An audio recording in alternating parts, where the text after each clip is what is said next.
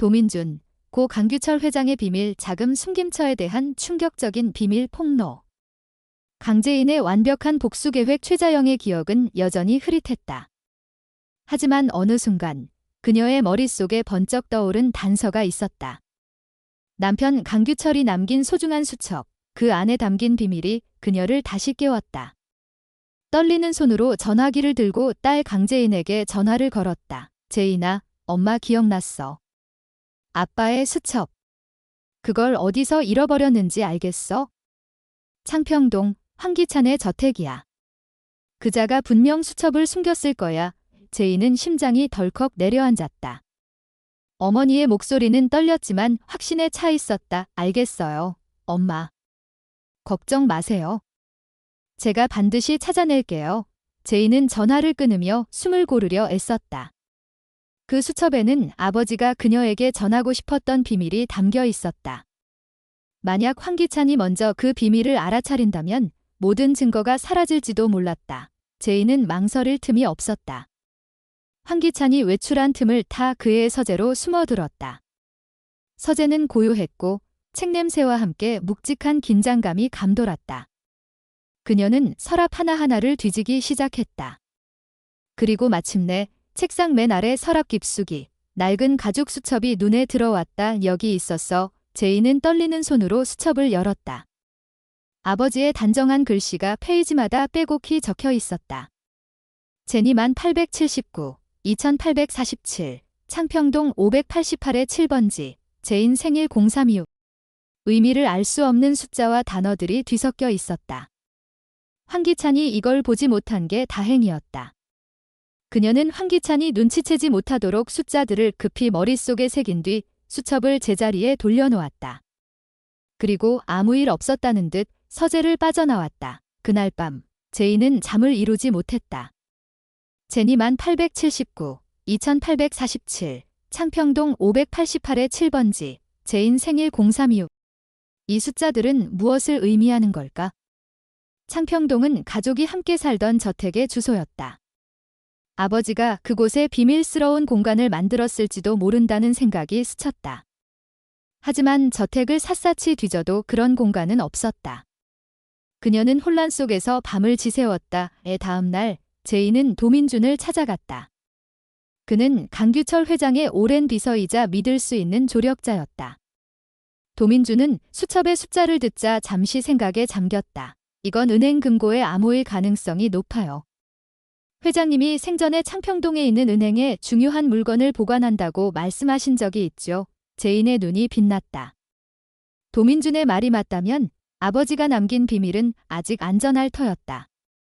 그녀는 즉시 창평동의 은행들을 찾아다녔다. 하지만 하나씩 문을 두드릴 때마다 실망만 커졌다. 어느 은행에서도 강규철의 금고를 찾을 수 없었다. 희망이 꺼져가던 순간 창평동의 마지막 은행에 들어선 제인의 앞에 뜻밖의 인물이 나타났다. 은행 지점장이었다. 그는 제인을 보자마자 미소를 지으며 다가왔다. 강제인 씨, 맞죠? YL그룹 강규철 회장의 따님이시죠? 제인은 놀라움을 감추지 못했다. 어떻게 저를 아시는 건가요? 지점장은 따뜻한 눈빛으로 답했다. 저는 회장님의 오랜 친구였습니다. 회장님께서 말씀하셨어요. 만약 제인 씨가 이곳에 온다면 특별한 곳으로 안내하라고. 그는 제인을 지하 금고실로 안내했다. 두꺼운 철문 앞에서 그는 조용히 말했다. 회장님은 이 금고의 존재를 절대 외부에 알리지 말라고 하셨어요. 아무는 제인 씨가 아실 겁니다. 지점장은 조용히 물러났다. 제인은 심장이 쿵쾅거렸다. 그녀는 수첩에 적힌 숫자들을 떠올리며 떨리는 손으로 암호를 입력했다. 1879, 2847, 찰칵 금고가 열렸다. 안에는 두꺼운 현금 다발과 함께 한 뭉치의 서류가 놓여 있었다. 제인은 숨을 멈췄다. 현금은 어마어마한 금액이었다. 아버지가 자신과 어머니를 위해 남겨둔 마지막 안전망이었다. 하지만 그녀의 시선을 사로잡은 건 서류였다. 서류를 펼치자 황기찬의 범죄가 낱낱이 드러났다. 회사 자금을 빼돌린 내역, 불법적인 돈 세탁, 위조된 서류들. 심지어 은호의 죽음에 얽힌 추가 증거까지. 황기찬이 모든 것을 계획적으로 저질렀다는 사실이 명백했다. 제인은 분노로 온몸이 떨렸다. 아버지는 황기찬의 배신을 이미 알고 있었다. 이 모든 것을 준비하며 딸을 지키려 했던 것이다. 제인은 서류와 현금을 챙겨 은행을 나섰다. 그녀는 망설이지 않고 경찰서로 향했다.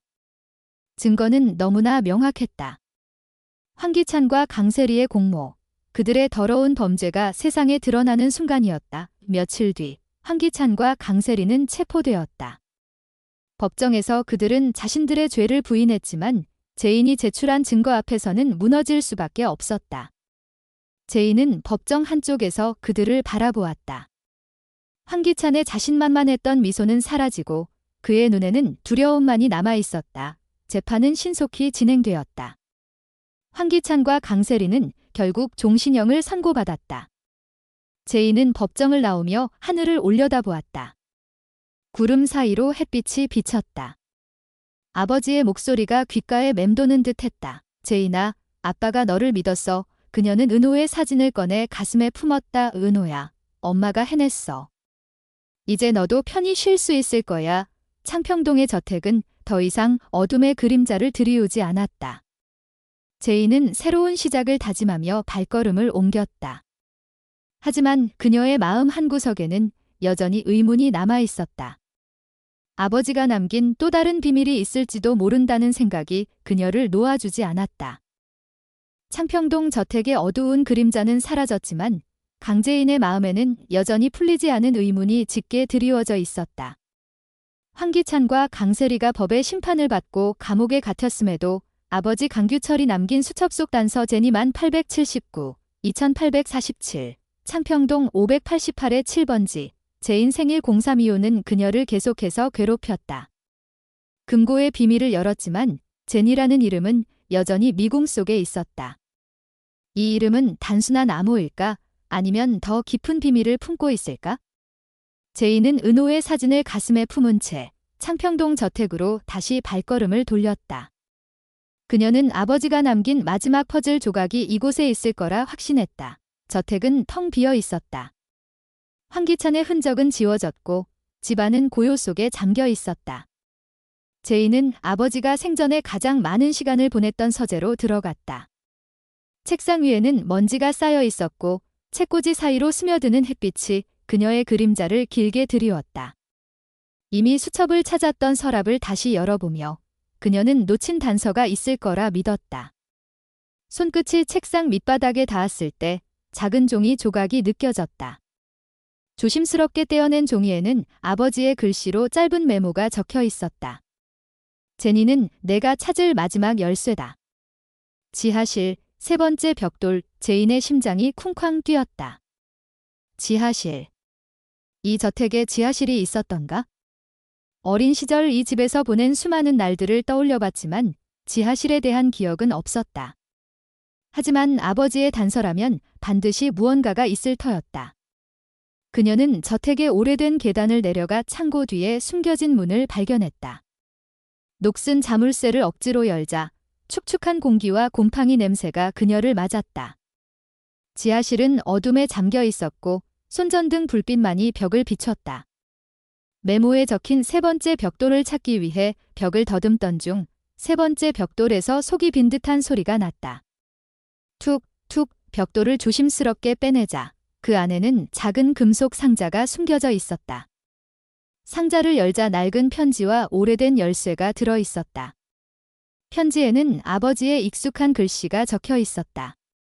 제인아, 여기까지 왔다면 넌 진실의 반을 알았을 거다.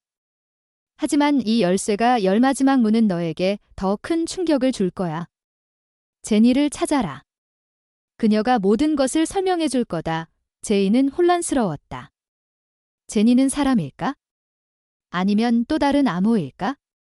그녀는 편지를 쥔 채 지하실을 나와 도민준에게 연락했다. 창평동 저택 근처 카페에서 그를 만나 편지와 열쇠를 보여주었다. 도민준은 편지를 읽으며 눈썹을 찌푸렸다. 제니라는 이름은 그도 처음 듣는 것이었다. 하지만 열쇠를 보자 그의 눈이 반짝였다. 그는 강규철 회장이 중요한 물건을 가까운 곳에 숨긴다고 했던 말을 떠올렸다. 이 열쇠는 저택 어딘가에 또 다른 문을 여는 것일 가능성이 높았다. 제인은 저택으로 돌아가 열쇠가 맞는 곳을 찾기 시작했다. 서재, 침실, 정원까지 샅샅이 뒤졌지만 열쇠에 맞는 자물쇠는 보이지 않았다. 지친 그녀는 아버지의 옷장이 있는 침실로 들어갔다. 옷장 안쪽, 오래된 코트 사이에 숨겨진 작은 나무 상자가 눈에 띄었다. 상자에는 자물쇠가 달려 있었고 열쇠가 정확히 들어맞았다에 찰칵. 상자가 열렸다. 안에는 낡은 사진 한 장과 또 다른 수첩이 들어 있었다. 사진에는 젊은 시절의 강규철과 낯선 여성이 웃고 있었다. 여성의 얼굴은 어머니 최자영과 닮아 있었다. 제인은 수첩을 펼쳤다. 첫 페이지에 적힌 이름은 최제니. 그리고 그 아래 충격적인 문장이 이어졌다. 제니는 너의 이모다. 내가 숨겨왔던 너의 가족의 제인은 숨이 멎는 듯 했다. 이모. 아버지가 왜 이런 비밀을 숨겼을까? 수첩에는 제니의 행방과 그녀가 황기찬과 얽힌 과거가 적혀 있었다. 제니는 강규철의 여동생으로 YL그룹의 초기 설립에 큰 기여를 했지만 황기찬의 배신으로 회사에서 쫓겨난 뒤 행방이 묘연해졌다. 그녀는 황기찬의 비리를 알고 있었고 그 때문에 위험에 처해 있었다. 아버지는 제니를 보호하기 위해 그녀의 존재를 가족에게도 숨겼던 것이다. 제인은 사진을 다시 들여다보았다. 제니의 얼굴이 어머니와 닮은 이유가 이제야 이해됐다. 문득 어머니가 황기찬의 저택에서 수첩을 잃어버렸다고 했던 말이 떠올랐다. 혹시 어머니가 제니와 관련된 기억을 떠올린 걸까? 제인은 어머니에게 전화를 걸었다. 최자영은 제니라는 이름을 듣자 떨리는 목소리로 대답했다. 제니는 황기찬의 비리를 폭로하려다 위협받았고 결국 해외로 도망쳤다고 했다. 하지만 아버지는 제니가 안전한 곳에 있다고 믿었고 그녀를 찾을 단서를 제인에게 남긴 것이었다. 수첩의 마지막 페이지에는 주소가 적혀 있었다. 제주도 서귀포시 바다를 마주한 집. 제인은 망설이지 않고 제주도로 향했다. 서귀포의 작은 마을, 바닷가에 자리 잡은 낡은 집 앞에 섰다. 문을 두드리자 문이 천천히 열렸다. 그곳에는 제니가 있었다. 세월의 흔적이 얼굴에 새겨졌지만 사진 속 미소는 여전했다. 그녀는 제인을 보자 눈물을 글썽였다. 제니는 제인을 집 안으로 안내하며 이야기를 시작했다. 그녀는 YL그룹의 초기 자금을 마련한 핵심 인물이었지만 황기찬의 음모로 모든 것을 잃었다. 황기찬은 그녀가 가진 증거를 빼앗으려 했고 심지어 그녀의 목숨까지 노렸다. 강규철은 제니를 지키기 위해 그녀를 제주도로 숨겼고 제인에게 진실을 전할 날을 기다렸다. 제니는 낡은 상자를 꺼냈다. 그 안에는 황기찬의 또 다른 범죄를 증명하는 문서들이 있었다. 그는 YL그룹의 자금을 해외 계좌로 빼돌렸을 뿐 아니라 경쟁사의 기밀을 훔쳐 불법적으로 이익을 취했다. 더 충격적인 사실은 황기찬이 강세리와 함께 은호의 죽음을 계획적으로 꾸몄다는 증거였다. 은호의 사고는 단순한 교통사고가 아니었다. 황기찬은 강규철의 회사를 완전히 장악하기 위해 은호를 희생양으로 삼았고 강세리는 그를 도왔다. 제인은 분노로 온몸이 떨렸다. 그녀는 이미 황기찬의 죄를 밝혀냈다고 생각했지만 그의 악행은 상상 이상으로 깊었다. 제인은 제니와 함께 문서들을 정리하며 결심했다. 이 증거를 세상에 공개해 황기찬이 절대 빠져나갈 수 없도록 해야 한다. 하지만 제니는 경고했다. 황기찬은 아직도 세력 있는 인맥을 가지고 있으며 감옥 안에서도 영향력을 행사할 수 있다고 했다. 제인은 두려웠지만 물러설 수 없었다. 그녀는 도민준과 다시 연락해 계획을 세웠다. 도민준은 제니의 존재와 새로운 증거를 듣고 놀라움을 감추지 못했다. 그는 즉시 언론과 경찰에 연락해 추가 조사를 요청했다. 재판이 끝나고 황기찬과 강세리는 추가 혐의로 더 무거운 형을 선고받았다. 제인은 법정을 나서며 하늘을 올려다보았다. 구름 사이로 햇빛이 비쳤다. 아버지의 목소리가 귓가에 맴도는 듯 했다. 제인은 은호의 사진을 꺼내 가슴에 품었다. 그녀는 새로운 시작을 다짐했지만 마음 한구석에는 또 다른 의문이 남아 있었다. 제니가 숨기고 있는 또 다른 비밀이 있을지도 모른다는 생각이 그녀를 놓아주지 않았다. 황기찬의 그림자는 정말로 완전히 사라진 걸까? 아니면 더 깊은 어둠이 그녀를 기다리고 있을까?